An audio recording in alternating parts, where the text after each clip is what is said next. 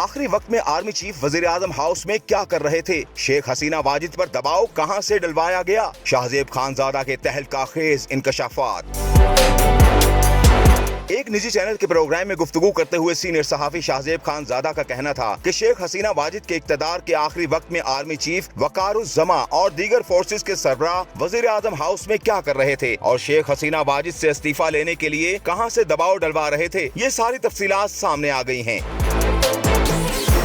شاہزیب خانزادہ نے کہا کہ امریکی اخبار نیو یارک ٹائمز کی رپورٹ کے مطابق پیر کے دن مظاہروں کے دوران وزیر اعظم شیخ حسینہ واجد اصرار کر رہی تھیں کہ وہ عہدہ نہیں چھوڑیں گی اور فوجی قیادت ان سے کہہ رہی تھی کہ اس طرح زیادہ خون بہے گا۔ وزیر اعظم شیخ حسینہ واجد اپنے سیکیورٹی چیفز کے اس مشورے کی بھی مخالفت کرتی رہیں کہ مظاہروں پر کریک ڈاؤن ناکام ہو چکا ہے اور اس میں 300 افراد کی جانیں چلی گئی ہیں، انہیں دبانے کی اگر مزید کوشش کی گئی تو اس سے مزید خون ریزی ہوگی، مگر وہ بات نہیں مان رہی تھیں۔ لیکن آخر میں ان کے مستعفی ہونے کا فیصلہ کسی غیر ملکی دباؤ یا کسی ڈپلومیٹک پش کی وجہ سے نہیں تھا، بلکہ ٹاپ سیکیورٹی آفیشلز نے ان کے اہل خانہ کے افراد سے درخواست کی تھی کہ وہ شیخ حسینہ واجد کو قائل کریں کہ ان کے لیے اب سب کچھ ختم ہو چکا ہے۔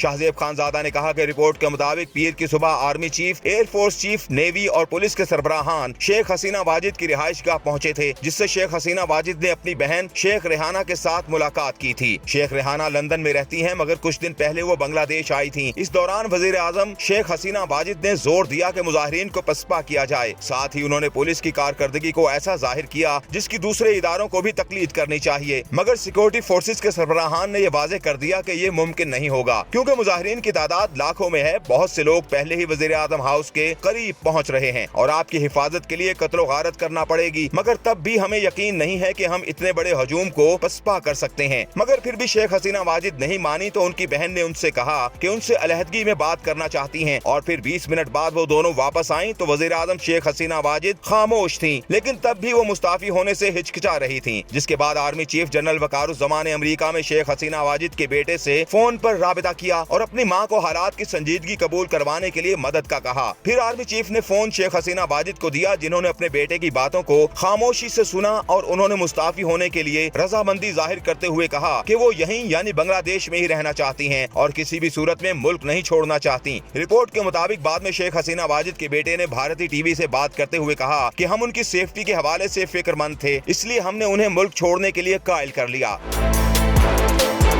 رپورٹ کے مطابق مستعفی ہونے کے لیے رضامند ہونے کے بعد جرنلز نے اندازہ لگایا کہ شیخ حسینہ واجد کو باہر نکالنے کے لیے 1 گھنٹے سے بھی کم کا وقت رہ گیا ہے، جس کے بعد شیخ حسینہ واجد اور ان کی بہن دوپہر 1 بجے کے قریب وزیر اعظم ہاؤس کے اوپر والے کوارٹر سے اتری۔ شیخ ریحانہ نے ایک بڑا فوٹو فریم بھی اٹھایا ہوا تھا، جبکہ گراؤنڈ فلور پر وزیر اعظم کے ٹی وی پر خطاب کی تیاری ہو رہی تھی، مگر کنفیوژن اس وقت مزید بڑھ گئی کہ جب لائیو ٹیلی کاسٹ کے لیے آنے والا ٹرک وزیر اعظم ہاؤس آنے کی بجائے آرمی کے ہیڈ کوارٹرز کی طرف چلا گیا، جس کا یہ مطلب تھا کہ پاور اب شفٹ ہو چکی ہے۔